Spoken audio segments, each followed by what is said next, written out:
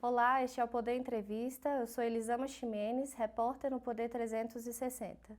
Eu vou entrevistar o deputado federal Felipe Barros, do PL do Paraná. Felipe Barros tem 33 anos, é natural de Londrina, no Paraná, é advogado e está em seu segundo mandato de deputado federal. Foi líder da oposição de abril de 2024 a fevereiro de 2025 e se tornou presidente da Comissão de Relações Exteriores e Defesa Nacional da Câmara dos Deputados em março. A indicação de seu nome para o comando da comissão foi feita pelo ex-presidente Jair Bolsonaro, depois que Eduardo Bolsonaro, favorito ao cargo, se licenciou do mandato de deputado federal. Também foi vereador de Londrina, assessor parlamentar na Câmara Municipal da cidade e presidente do Diretório Central dos Estudantes da Universidade Estadual de Londrina. Deputado, obrigada por ter aceitado o convite para essa entrevista. Uma alegria, Elisama, estar aqui com vocês do Poder 360. Agradecemos também a todos os web espectadores que assistem a este programa. Essa entrevista está sendo gravada no estúdio do Poder 360, em Brasília, em 22 de abril de 2025. Deputado, eu começo a entrevista perguntando como o senhor recebeu a indicação para comandar a Comissão de Relações Exteriores depois do anúncio de Eduardo Bolsonaro de que iria continuar nos Estados Unidos. Olha, veja, é preciso a gente lembrar que a Comissão de Relações Exteriores e Defesa Nacional, desde o ano passado, já havia sido anunciada como a primeira escolha do PL na Câmara dos Deputados, justamente por conta da atuação do deputado Eduardo Bolsonaro, que já foi presidente da CREDEM, e que hoje é o secretário de Relações Internacionais do PL, o PL que é o maior partido do Brasil, o maior partido da oposição da América Latina, e, portanto, o Eduardo já vinha exercendo as atribuições de secretário internacional do partido. Ocorre que, por conta da perseguição política e ideológica que ele vem sofrendo e sua família vem sofrendo, ele se autoexilou nos Estados Unidos, fazendo com que, então, o presidente Bolsonaro escolhesse o meu nome para presidir essa comissão, que, repito, foi a primeira escolha do PL na Câmara dos Deputados. Foi com muita responsabilidade que eu recebi essa incumbência do presidente Bolsonaro. Certamente ele me escolheu porque eu, ao longo dos últimos meses, tenho falado bastante da pauta internacional. Acho que por conta do momento geopolítico que o mundo vive, é talvez a principal comissão da Câmara dos Deputados. Basta ver que é a que mais está tendo visibilidade nesses poucos mais de 30 dias que ela tem funcionado por conta de toda essa questão mundial. Então foi com muita responsabilidade que eu assumi essa incumbência dada a mim pelo presidente Bolsonaro. Havia uma resistência da esquerda ali na Câmara com a indicação do Eduardo para presidir a comissão. Eu queria saber se o senhor sempre foi o plano B do partido, caso a negociação não se tornasse viável, para indicar o nome do Eduardo. Olha, eu acho que são dois pontos. O primeiro ponto é que a resistência que a esquerda oferecia era inócua, porque como o PL é o maior partido da Câmara, regimentalmente tem o direito de escolher a primeira comissão, e desde o ano passado já havia anunciado que a primeira comissão escolhida seria a CREDEM. Então a esquerda poderia fazer todo o barulho, mas que não conseguiria reverter algo que é escrito e consolidado pelo próprio regimento interno da Câmara.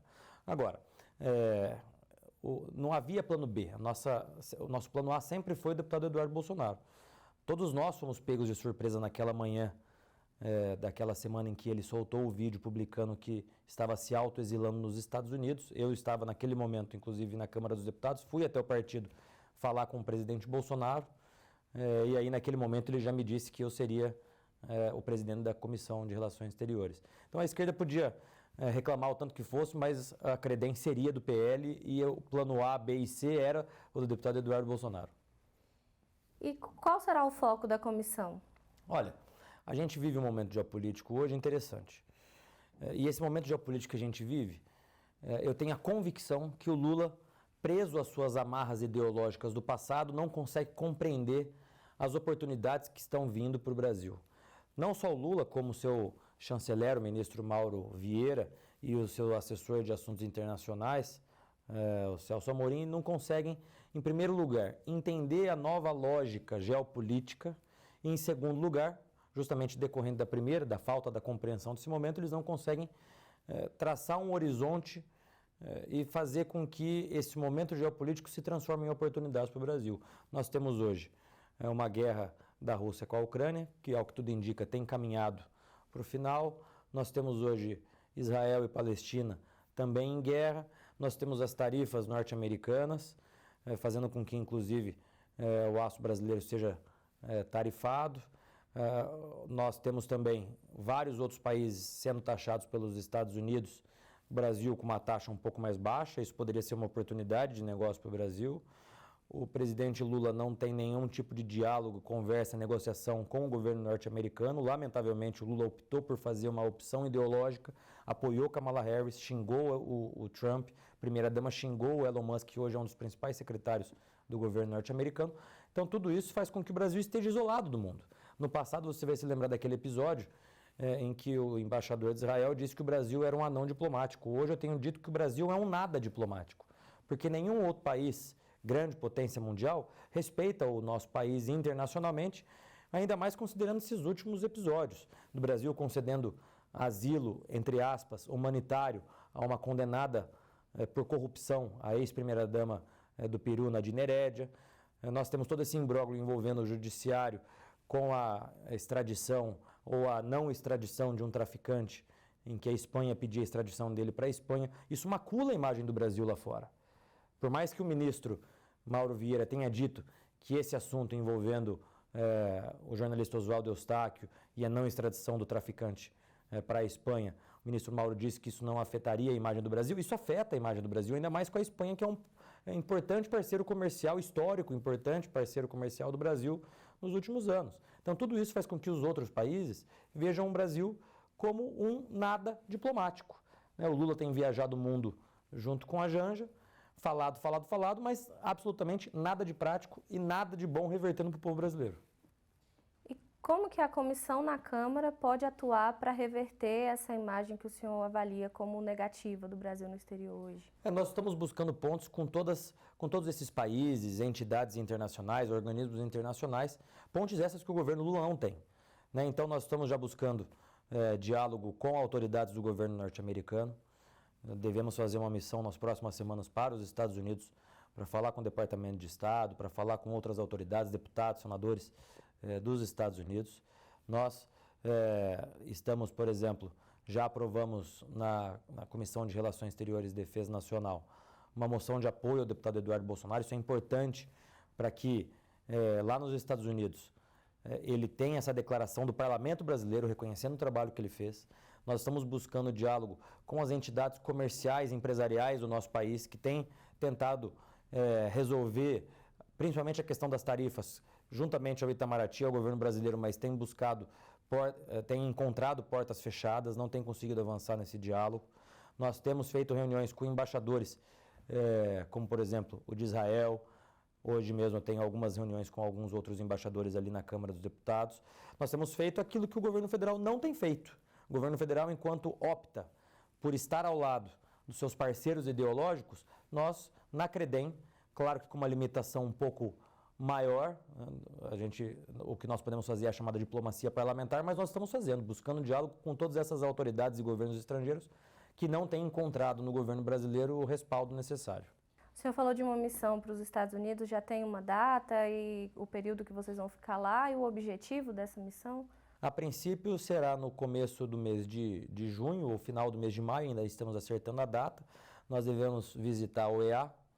Nós tivemos recentemente a visita do senhor Pedro Vaca aqui no Brasil, que é o relator da liberdade de expressão da OEA, que deve, no segundo semestre, publicar o seu relatório sobre a questão da liberdade de expressão no Brasil. Eu fui o primeiro deputado, ainda em 2020, a procurar o senhor Pedro Vaca, no contexto da abertura do inquérito das fake news. Eu fui atrás dele, nós tivemos, na época, uma longa reunião virtual sobre o perigo do inquérito das fake news no cerceamento da liberdade de expressão, que, quero lembrar, o inquérito das fake news começou censurando a imprensa, em decorrente da revista, uma matéria da revista Cruzoé, abriu-se o inquérito das fake news e censurou uma revista, inclusive intimando jornalistas a prestar depoimento da Polícia Federal.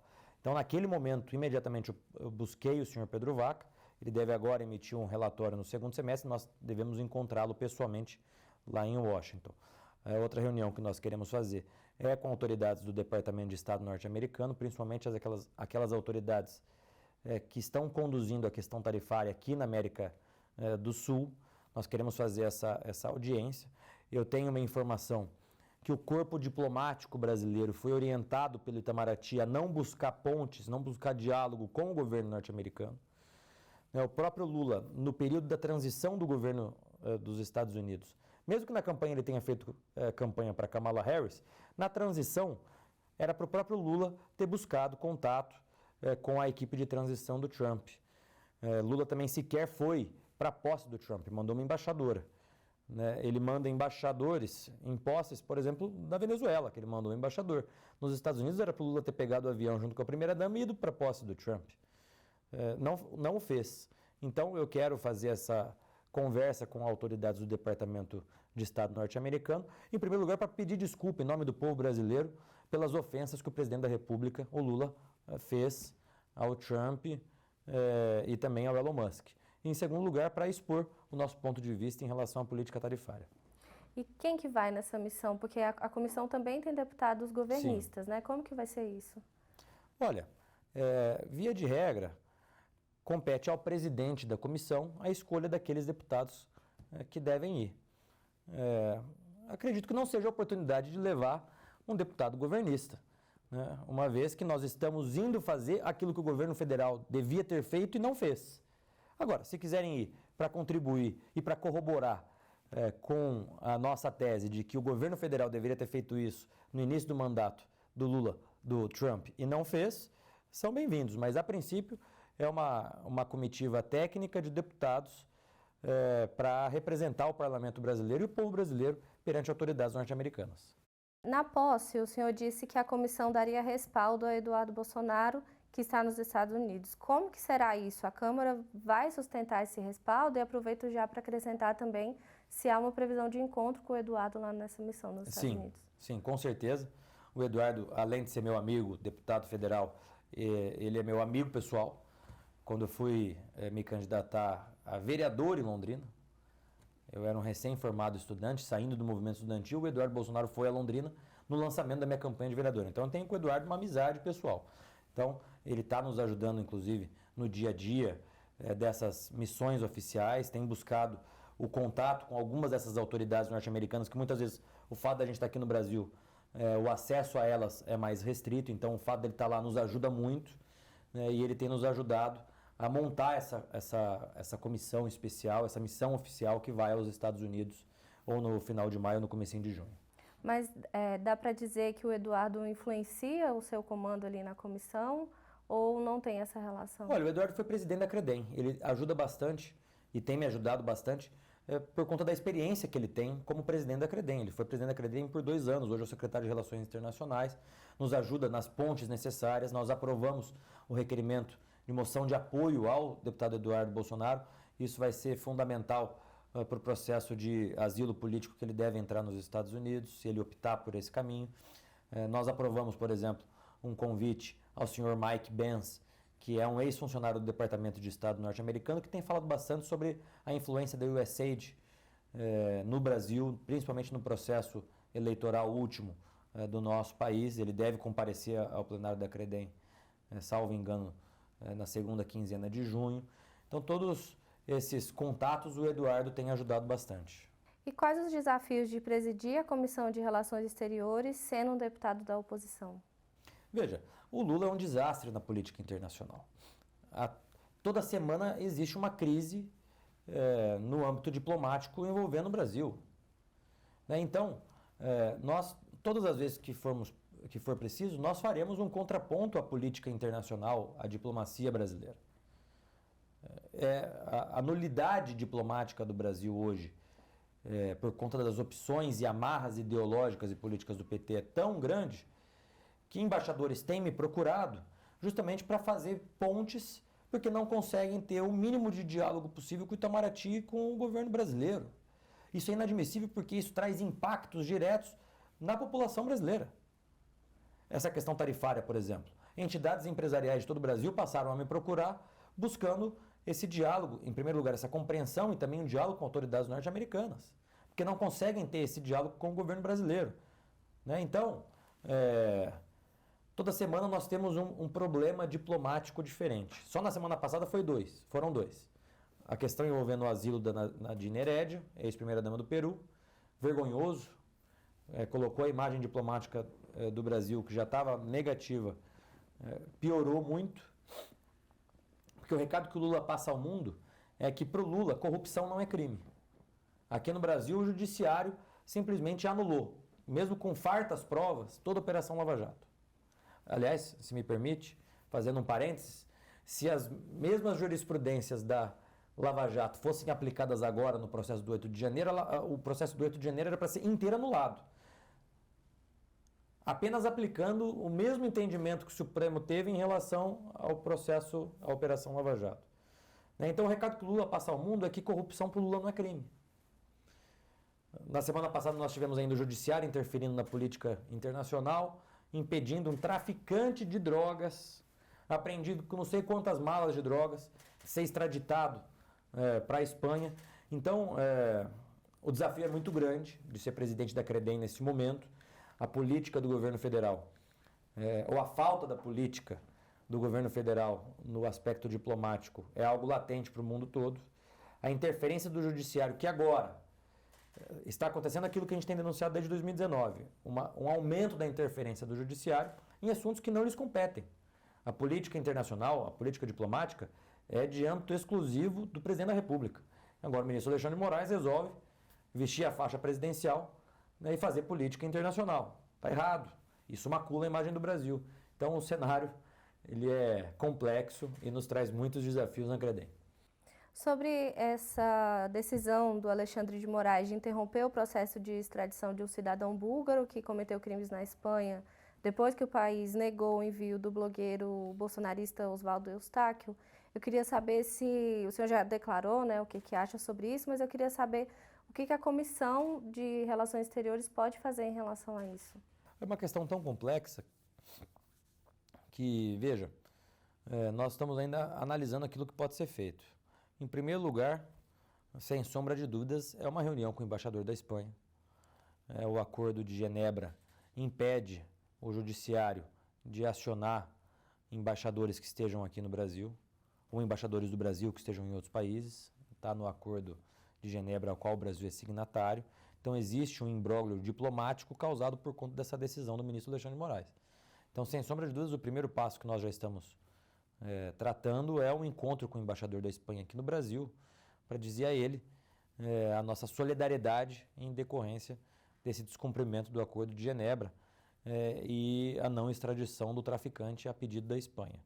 Isso nós já devemos fazer nas próximas semanas e, se for preciso, nós inclusive buscaremos autoridades da Espanha para fazer esse diálogo e esclarecer que esses fatos, mesmo que nós estejamos denunciando esses fatos ao longo dos últimos anos, da interferência do judiciário na política, de um agigantamento das prerrogativas do judiciário em detrimento das prerrogativas do legislativo e do executivo, nós buscaremos as autoridades para fazer com que essa crise seja amenizada. Em relação ao asilo político à ex-primeira-dama peruana, tem algo também que a comissão planeja fazer? Olha, nós temos na pauta uma moção de repúdio ao governo brasileiro pelo asilo supostamente humanitário concedido à senhora Nadine Heredia.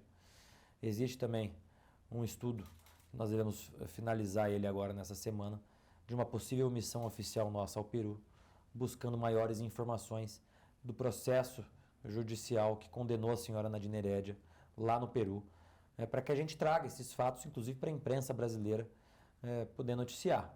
São fatos graves, são os mesmos fatos de corrupção que aqui foram investigados pela Operação Lava Jato, lá também foram investigados. Existem delações dizendo que a senhora Nadine Heredia e o seu marido, ex-presidente do Peru, receberam ao menos 3 milhões de dólares a pedido do PT. Então, eu tenho a convicção que não se trata de um asilo humanitário, se trata de um asilo de uma comparsa do crime do Lula. Eles deram um asilo político a uma comparsa do crime.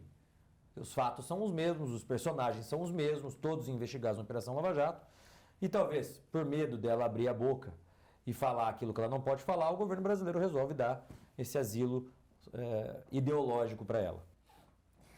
Agora, mudando um pouco o assunto para a época em que o senhor foi líder da oposição na Câmara,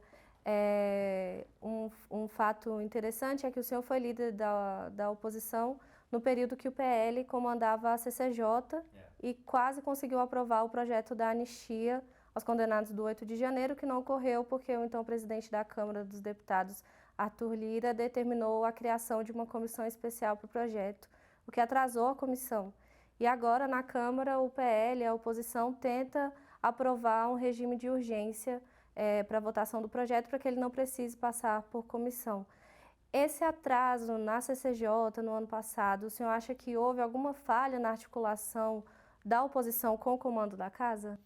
Olha, teve um episódio no final do ano em que eu e o deputado Nicolas Ferreira fomos para uma reunião junto com o presidente Arthur Lira, isso já início de dezembro, final de novembro, e o presidente Arthur Lira nos garantiu que seria votado o requerimento de urgência do PL da anistia. Uma ou 2 semanas depois, nós tivemos aquele episódio lamentável de um suicida com fogos de artifício na frente do Supremo Tribunal Federal. Fazendo com que, então, naquele momento, o presidente Arthur Lira acertadamente decidisse montar uma comissão especial. Porque a repercussão do caso do suicida na frente do Supremo Tribunal Federal foi tão grande que, se nós colocássemos em votação no plenário da comissão o PL da anistia, naquele momento, nós não teríamos os votos necessários. E se o projeto fosse rejeitado no seu mérito, no plenário, nós só poderíamos reapresentá-lo na próxima legislatura. Então, o presidente Lira, acertadamente, conversando com os demais líderes e sentindo o clima da casa de que dificilmente, devido ao contexto daquele momento, o projeto seria aprovado, opta por fazer a comissão especial, que depois até acabou perdendo o sentido depois da eleição do presidente Hugo Motta. Agora, quando eu assumi a liderança da oposição, no começo do ano passado, o presidente Bolsonaro me fez um pedido. Ele falou: Felipe, construa com os deputados, aqueles que estejam indecisos, a aprovação do PL da anistia. Eu fiz isso praticamente o ano inteiro. Conversei com mais de 150 deputados individualmente, e de preferência no gabinete de cada um deles. Fui até cada um desses 140, 150 deputados, explicando o texto, mostrando as injustiças que estão sendo cometidas com senhores e senhoras de família, com pais de família, mães de família, avós, e muitos deles ficaram sensibilizados. Então, o trabalho que foi feito ao longo do último ano de bastidor, e esse trabalho de bastidor é mais importante do que aquilo que a gente pode divulgar, porque o trabalho de bastidor é preparatório para o momento que nós estamos chegando de aprovação do PL da anistia. Então, nós só podemos hoje, o líder Sóstenes, afirmar que nós temos os votos necessários em decorrência do trabalho de bastidor que nós fizemos no ano passado. Então, acho que tudo no tempo certo. O tempo da política não é o tempo da população. Eu mesmo tenho defendido a tese, a pauta da anistia desde a CPMI do dia 8 de janeiro. Eu fui membro efetivo da CPMI, desde aquele momento tenho defendido a CPMI, a anistia. Eu sei que por parte de muitos, principalmente de quem tem parentes presos, cada dia é uma eternidade. Nós temos essa consciência, mas nós temos aqui em Brasília que colocar em votação no momento certo para não corrermos o risco de botar em votação, perdermos e só poder representar na próxima legislatura. O líder Sóstenes, inclusive, conseguiu protocolar o requerimento de urgência com 264 apoios, mas há uma articulação ali do governo também para retirar algumas assinaturas, né? Eu vou até reformular a pergunta, porque essa informação está errada, porque não tem como te tirar mais. O líder Sóstenes, ele protocolou o requerimento de urgência com 264 apoios, inclusive com o argumento de que precisava protocolar logo para evitar a articulação do governo para que retirassem assinaturas. O senhor acha que a oposição vai conseguir manter o mínimo de 257 apoios para votação em plenário se o requerimento de urgência for pautado? Olha, eu ouso dizer que, pelas nossas contas, se o projeto, a urgência do PL da anistia for pautado, nós teremos de 280 a 300 votos. Isso traz algumas reflexões. A primeira delas é que o governo não tem base. Eu vejo algumas matérias da imprensa e até falas proferidas por membros do governo federal dizendo que vão acionar a sua base para que a base retire a assinatura. O governo não tem base. Os partidos que têm ministério, União Brasil tem 3 ministérios, 60% do União Brasil assinou a urgência do PL da anistia, né, e não estarão com o Lula no processo eleitoral do ano que vem, se Lula for candidato. O PSD, mesma coisa. O PP, idem.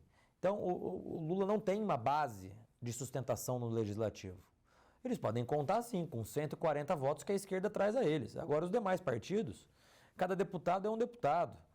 E muitos dos partidos, como eu disse, mesmo aqueles que têm ministério, uma parcela considerável das suas bancadas, assinaram a urgência do PL da anistia e já têm votado, não conforme a orientação do governo, mas conforme a orientação da liderança da oposição. Essa é a primeira reflexão. É um governo que não tem base.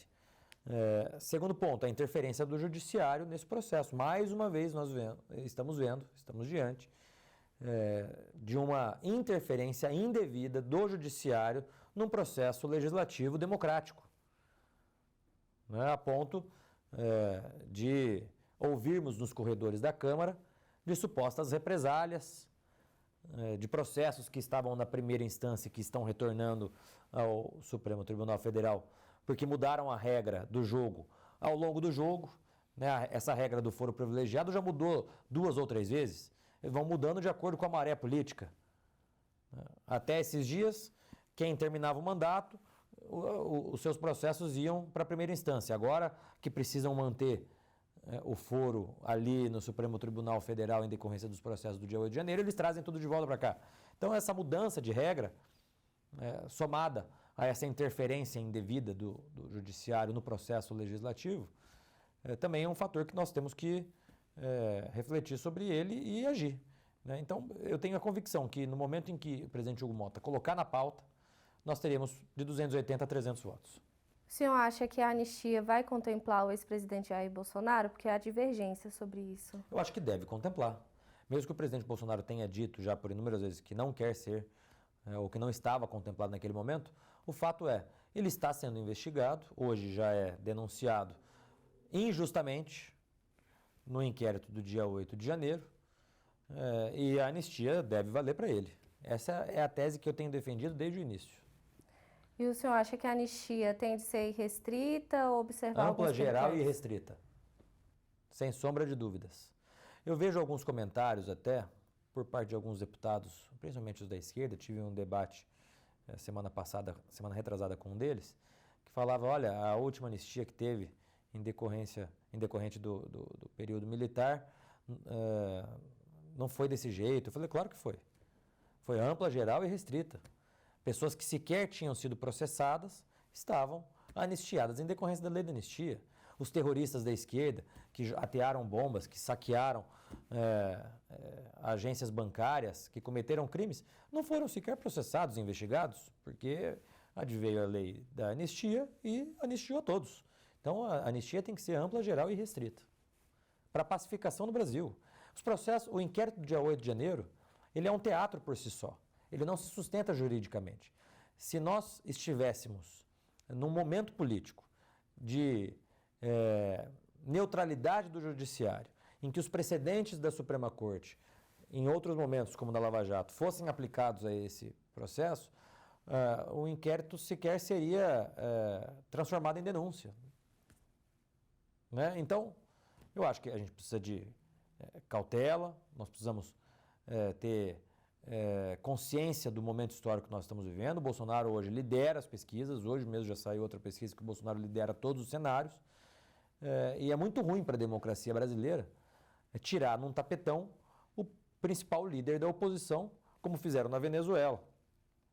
Então, eu acho que para a democracia brasileira, a anistia é um bom caminho, é o melhor caminho, mas não para por aí. É necessário que o presidente seja candidato ano que vem, é necessário uma readequação do judiciário, cada um dentro das suas atribuições constitucionais. Se Bolsonaro continuar inelegível, quem da direita o senhor acha que pode ser o candidato a presidente em 2026? Nós não trabalhamos com essa hipótese. A nossa hipótese A, B e C é Jair Bolsonaro candidato. As inelegibilidades, duas que ele foi condenado, não se sustentam. Uma porque ele se reuniu com o embaixador e outra porque ele subiu no carro de som do pastor Silas Malafaia no 7 de setembro. Uma por abuso de poder político, outra por abuso de poder econômico. né? Não tem qualquer razão para que essas inelegibilidades permaneçam, né? E esse processo do dia 8 de janeiro, nós temos a convicção que teremos anistia. Caso o ex-presidente seja preso, como que vai ser a atuação da oposição? O senhor acha que será a mesma postura que a esquerda teve quando o Lula foi preso? Veja, nós não acreditamos que ele será preso. Por conta de todos esses motivos que eu já conversei, já explanei para todos nós, não acredito que o Supremo Tribunal Federal vá, mais uma vez, mudar o seu próprio entendimento. Eu acho que a imagem da Suprema Corte vai ficar muito ruim perante o mundo todo, porque o mundo todo vai fazer a seguinte comparação: Operação Lava Jato, inquérito dia 8 de janeiro. Quais foram os precedentes utilizados aqui que não foram utilizados aqui? Por que não foram utilizados os mesmos precedentes? Né? Em outros países isso é inimaginável. Você ter precedentes que ora são utilizados e ora não são utilizados. Então eu acho que aprovando a anistia e revertendo as inelegibilidades, eu acho que o presidente Bolsonaro tem a convicção disso, não será preso. Ainda sobre 2026, o senhor é um dos nomes cotados para ser candidato a senador pelo Paraná. Eu queria saber como que está a construção dessa candidatura hoje. Olha, foi com muita alegria e responsabilidade que eu recebi essa missão do presidente Bolsonaro. Nas últimas semanas ele esteve lá em Londrina, em Curitiba, junto comigo, anunciando o meu nome como pré-candidato a senador pelo estado do Paraná. E certamente isso decorre de alguns fatores. O primeiro deles, a amizade que eu tenho com o presidente Bolsonaro.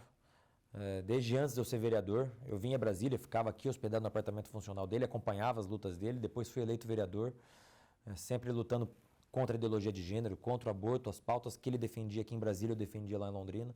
Fui eleito deputado, saí candidato a deputado, aliás, a pedido dele, fui eleito deputado federal, lutei pela liberdade de expressão na CPI das fake news, ainda em 2019, quando muita gente não falava disso.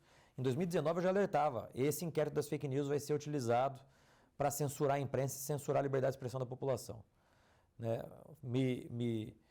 Fui perseguido ali dentro da CPI das fake news, porque enfrentei os poderosos que estavam por trás do inquérito das fake news, fui incluído em inquérito do Supremo Tribunal Federal por conta disso, fui relator do voto impresso, uma pauta tão democrática que foi lamentavelmente transformada num fla-flu político. Depois disso fui reeleito deputado federal, o terceiro mais votado do Paraná, com 250 mil votos. Fiz parte da CPI do dia 8 de janeiro, enfim, todas as batalhas, que são as batalhas que o povo brasileiro tanto pede de nós, parlamentares, que nós estejamos à frente, em todas elas, sem exceção, eu estive à frente delas. Então, o anúncio do apoio do presidente Bolsonaro ao meu nome para Senado é uma consequência desse trabalho que a gente já tem feito. Esse é o primeiro ponto. O segundo ponto é a importância da eleição do Senado para o ano que vem. O presidente Bolsonaro tem dito que candidatos a Senado são a sua prioridade. Porque o Senado Federal é a casa da República que pode equalizar o nosso sistema de freios e contrapesos, né? Colocar cada poder dentro das suas atribuições constitucionais. Então ele tem dito, não é de segredo para ninguém, que o foco dele será certamente as eleições de senadores em todos os estados, e no Paraná, então, ele escolheu o meu nome para ser o seu pré-candidato. Chega ao fim essa edição do Poder Entrevista. Em nome do jornal digital Poder 360, agradeço ao deputado federal Felipe Barros por essa entrevista. Eu que agradeço vocês pela oportunidade de conversar. Agradeço também a todos os web espectadores que assistiram a este programa. Essa entrevista foi gravada no estúdio do Poder 360 em Brasília, em 22 de abril de 2025. E para ficar sempre bem informado, inscreva-se no canal do Poder 360 no YouTube, ative as notificações e não perca nenhuma informação relevante. Muito obrigada e até a próxima.